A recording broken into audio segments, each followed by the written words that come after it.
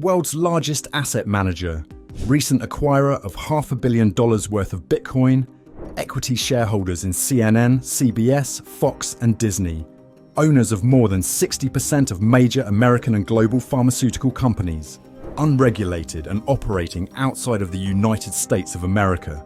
What is behind the mysterious facade of BlackRock? Welcome back, curious minds. Today, we embark on a journey to unravel the mysterious veil behind one of the world's largest financial entities, BlackRock. A titan in the realm of asset management, BlackRock's enigmatic presence casts a shadow over the global financial landscape. But what truly lies beneath its surface? Join us as we peel back the layers and uncover the hidden truths of BlackRock. Before we dive into the depths, let's shed some light on the origins of BlackRock. Founded in 1988 by Larry Fink, BlackRock began as a modest bond investment firm. However, through strategic acquisitions and astute leadership, it swiftly ascended to become a colossus in the world of finance. Who is Larry Fink? Born November 2nd, 1952, one of three children growing up in a Jewish household in California, Fink would go on to attain a BA in political science from UCLA in 1974 before an MBA in real estate at the UCLA Anderson School of Management in 1976. Post-college, a bright career in the investment banking industry loomed before the co-founding of the current-day mysterious giant BlackRock in 1988. Today, BlackRock oversees a staggering $9 trillion in assets under management, wielding unparalleled influence over global markets. Yet, behind its towering facade lies a web of intrigue and speculation, fueling curiosity and conjecture among observers. At the heart of BlackRock's mystique is its role as a shadow bank, operating at the intersection of Wall Street and Washington. With its vast holdings and close ties to policymakers, BlackRock wields considerable sway over economic policies and regulatory decisions. Why is this allowed, and what gives BlackRock the power to do so? Is it simply money or something more sinister? Firstly, who holds the reins of power within BlackRock's labyrinthine structure? Our man, Larry Fink, the enigmatic CEO whose visionary leadership has propelled BlackRock to unparalleled heights. Fink's unyielding ambition has cemented his status as a titan of finance, earning him both admirers and haters. Yet behind the closed doors of BlackRock's boardroom, whispers of clandestine dealings and opaque investment strategies abound. Speculation runs rampant about BlackRock's true motives and the extent of its influence over global markets.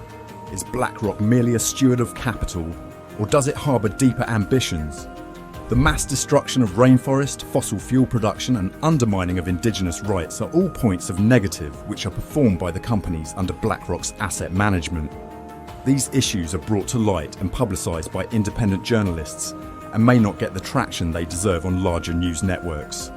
This may or may not be due to BlackRock's ownership in almost every news outlet in the United States. I will let you decide. Conspiracy theories abound regarding BlackRock's alleged quest for world domination, from accusations of market manipulation to rumours of geopolitical intrigue. The shadows cast by BlackRock's sprawling empire fuel paranoia and suspicion among its critics. Although there are undeniable contributions made by BlackRock to the greater good, coincidentally promoted by media outlets under BlackRock, it is hard to miss when the asset managers make hefty contributions to charitable causes or reallocate into green companies. But critics argue that BlackRock's altruism belies a darker agenda, accusing the company of greenwashing and virtue signalling to mask its true intentions. Is BlackRock truly a force for good, or is it merely exploiting social causes for profit? To shed light on these questions, we turn to Larry Fink himself. In interviews and public statements, Fink espouses BlackRock's commitment to long-term value creation and responsible stewardship. Yet, skepticism persists, prompting calls for greater transparency and accountability from the behemoth that is BlackRock. So, in summary, we have one of the largest asset holders in history. This is reflected across to ownership of media organisations and the cooperative working with government agencies. What is behind the mysterious facade of BlackRock? The answer may not be clear, however the intentions of the company are clear. Mass accumulation of wealth and power, for who, for what, for when? We, the public, may never know. It would only be reasonable to assume that both Larry Fink and the board of directors know things we don't. And maybe they anticipate extraordinary events where, in order to stay operational, they need mass wealth, even at the cost of middle-class mums and dads. Although despite this benefit of the doubt going to BlackRock and Think, it would be hard to reasonably see this hypothesis as true. For one main reason, we got to test it out with this little global emergency in 2020. Did BlackRock see a mass decline in long-run growth and mass decline in solvency? No. In fact, the last period of 4 years since the pandemic has been some of the most profitable for all large-scale funds, and by chance, especially asset funds with large ownership in pharmaceutical companies such as, yes, you guessed it again, AstraZeneca, Pfizer, and other medical health companies, all of which have large equity stakes under the ownership of BlackRock. The past is the past, but what do we anticipate the future will look like for BlackRock? Let's look at their own website and their focus.